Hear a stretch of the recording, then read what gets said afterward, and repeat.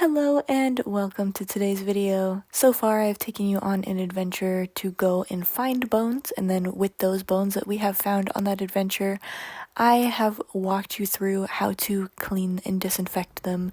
But today I will be taking you on a little side project that I had where I received 2 bodies from some friends of mine, and they had asked me to break these down for them so that they could take the skull, and one of them wanted all of the bones from the other one. Today we have a fully mummified coyote. This coyote was sadly hit by a car and then just wasn't picked up by the city, so it ended up just sitting on the side of the road for maybe 3 or 4 months, possibly longer. The body is completely mummified, which is very interesting actually, and made it kind of challenging to break down, but that's okay. The goal for this guy was to get the skull mostly, but I was given permission to take any of the other bones that I needed. I am working on a book currently where one of my main characters, it's a collection of entities that are made up of different types of bones. So I've been collecting and using my own collection of bones to create these characters to be as accurate as possible. Unfortunately, while processing down this coyote, I have come to find that most of the bones are in fact broken. Things like the scapula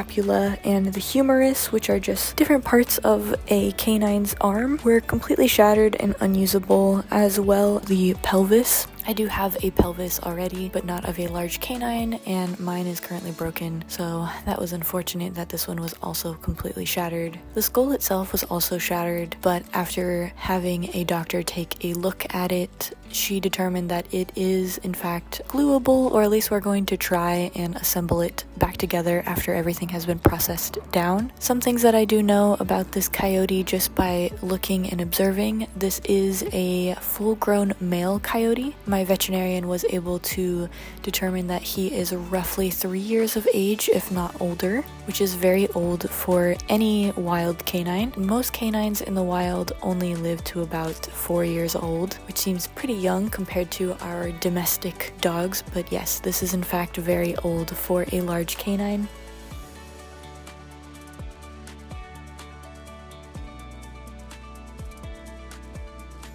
It was really cool actually to put him in the bucket, but anyways. I know I don't show much of the skunk.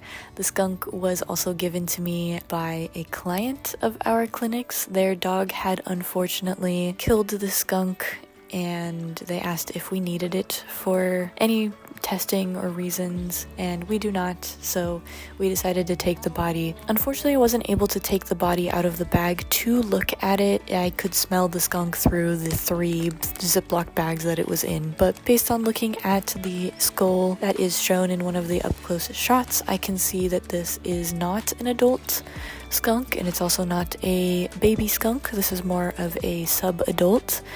The cool part about this guy, as I've mentioned before, is that all of the bones will be left behind, so we will be able to fully assemble the skunk when it is done, and I'm really excited about that. I think I'm gonna film it. Anyways, thank you so much for joining me on my little side project. Please do not try this at home. If you are going to do this, please do it under the guidance of a licensed professional or a veterinarian. Hope you have a good rest of your day. I'll see you in the next video. Goodbye.